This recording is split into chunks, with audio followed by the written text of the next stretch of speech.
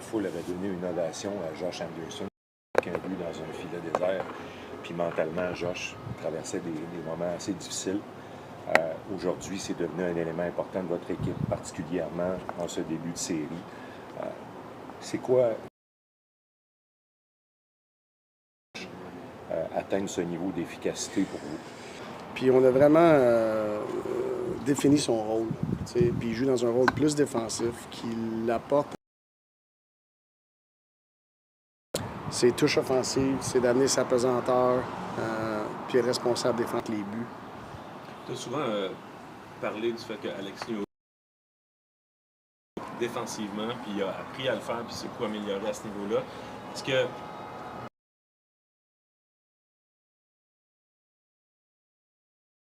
reconnaître les situations défensives où il doit le faire, puis appliquer de la pression, où est-ce qu'il en est défensivement? Non, il est bien.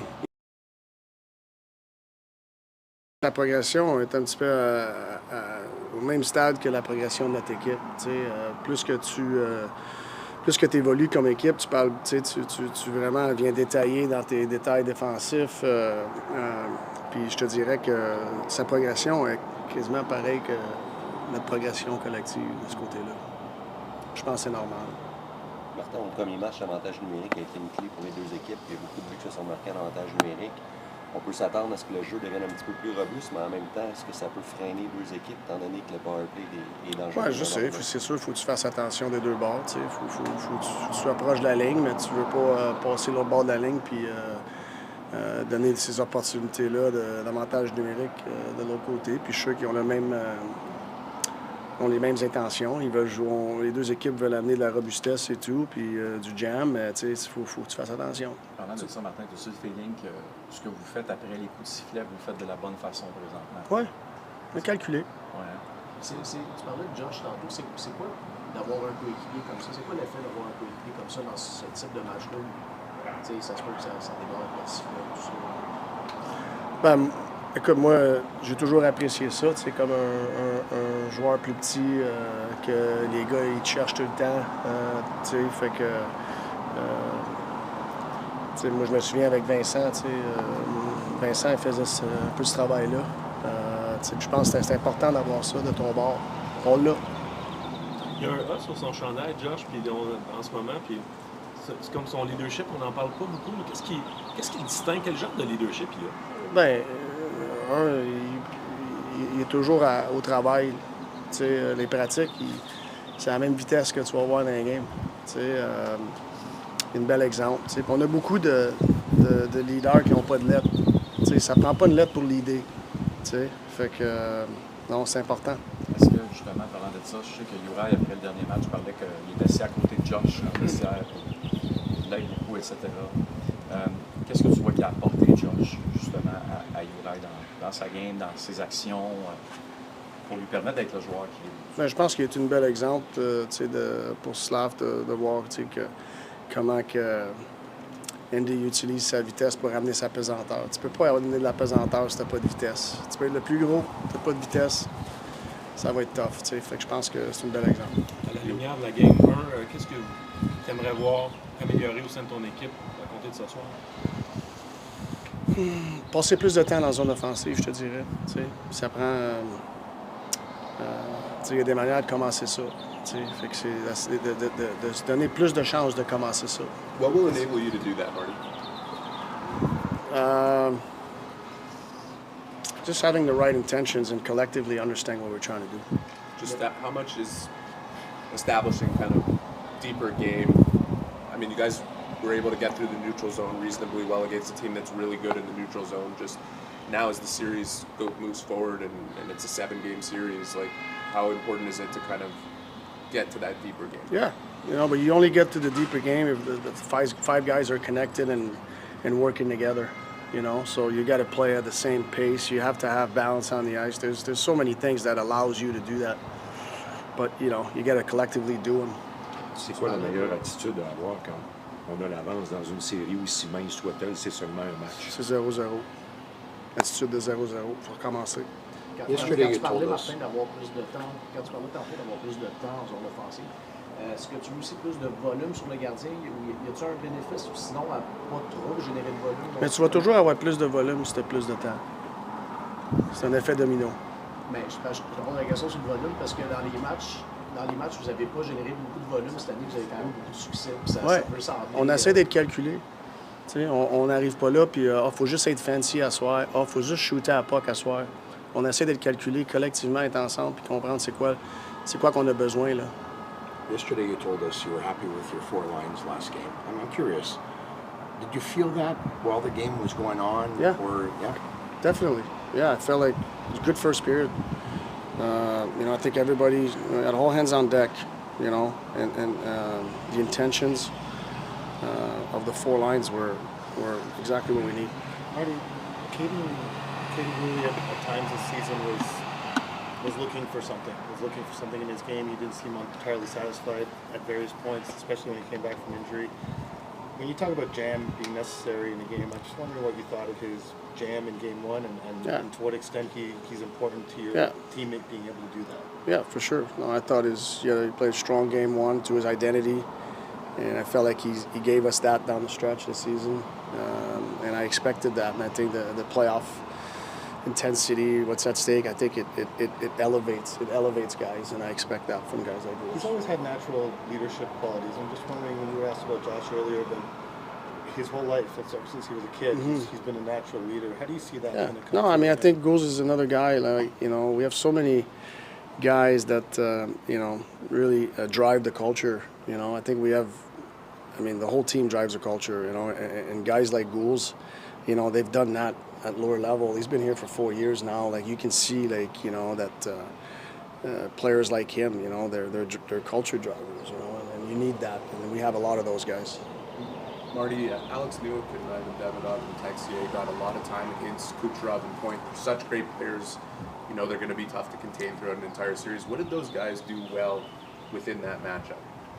Well, I think they understood what was happening, so I think they respected that. They respected the game and picked their spots, and that's what you got to do. So it's just that awareness. Doesn't mean you stop playing. You got to keep playing, but you got to be calculated. Tant que tu disais, Carlton, que tu as plusieurs gars qui drivent la culture, avec Gallagher qui est en hors de la formation, à quel point ça devient important justement d'avoir les Anderson, les Goulet et compagnie. Oui, c'est sûr, Gally, comme il joue pas présentement, mais il fait encore partie de la culture, puis il est capable de driver pareil, même s'il joue pas. Mais c'est sûr, quand il est pas dans le line-up, mais c'est pas comme si on peut pas continuer. Fait que c'est côté culture, le côté leadership et tout. Fait que je pense qu'on a assez de leaders dans l'équipe pour être capable de continuer. Mais Gally, il continue à leader pareil. You talk about awareness with Point and Cooch on the ice for that line.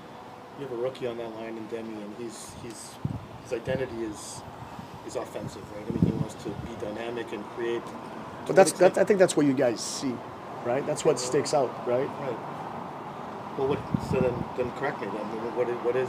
There's how more. do you see There's him way reacting more to to that? his game than being an offensive player. If you actually watch his intentions on the ice, and of course when he has his touches in space, he's dynamic and he's able to do highlight stuff, But there's so much more to the game before these actions that are important. That he's, for a young player that has the awareness and intentions of understanding that I got to take care of the team right now. As much as I like these things, I can't just look for these things. I got to play the game, and if I do that, I'm going to create more of these things. I think to me that's what I like about Demi.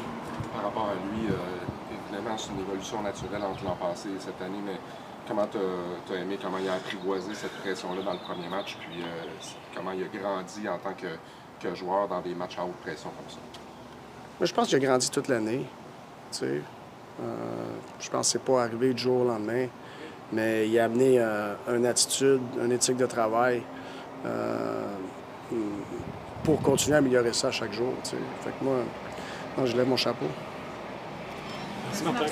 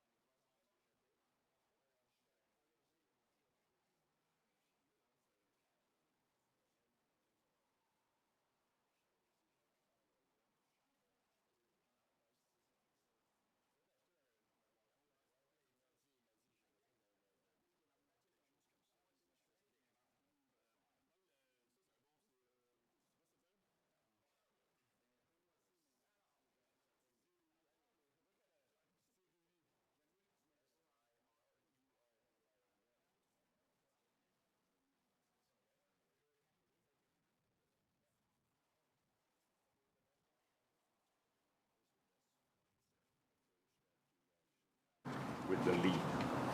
Yeah, good spot to be in, obviously. Coming on the road, being successful in game one. Big opportunity for us tonight, I think, to go home with 2. So got to bring the same energy, same. What is it that your line did good defensively to contain the Kucherov? I think I don't think they got a lot of grade A's. 5-on-5. I thought we played them pretty hard. Track back. I think they like to create a lot in that sense, and I think in zone, just trying to play them as hard as we can. Space is big, especially for guys like that want to play in space and play with the puck. So. It's a big challenge, and I think game one, 5-on-5, pretty good job. So. Defensive play as well, outside of what you see when he has he's carrying the puck. Yeah. What have you seen from him defensively that tougher matchups? Yeah, I think he's a good defensive player one-on-one for sure. You see him in battles. He's a stingy guy in those battles. Make the matchup that much easier. Yeah, I think, like you said, sometimes the best defense is when you're playing offense. And for us, I think, we can extend plays in their zone. We can play with the puck a lot as well. I think we've proven that as a line. And, I think we had a few good looks last game. Easily could have had a couple. But for us to kind of extend our zone and to play with the puck in their zone is huge to kind of keep them without the puck as well as much as creating chances for ourselves. Having said that, Alex, knowing the matchup, does it put less pressure on you to actually have to produce offensively because of the matchup, and your number one job is to shut them down? Yeah, I think maybe a little bit. I think within the series you're going to need some secondary scoring for sure. But I think when you're playing against that guy and a lot of their offense comes through that line, like I said, that's probably priority. Knowing that you're going to be out against them a lot and kind of just minimizing risk and making sure on the safe side.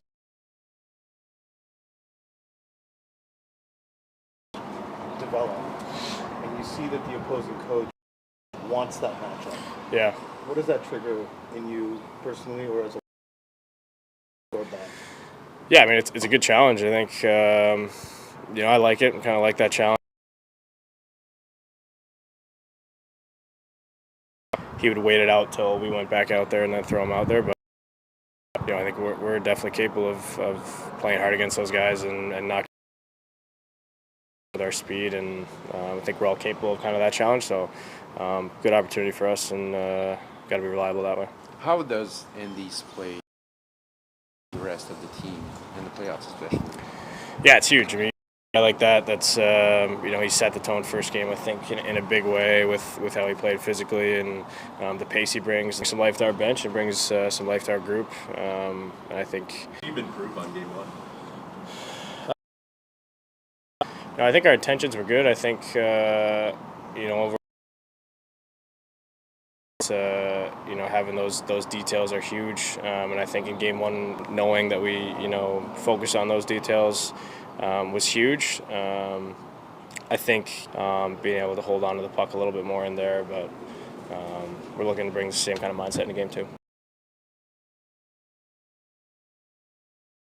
Succeeding in that role is a matter of pride, and could be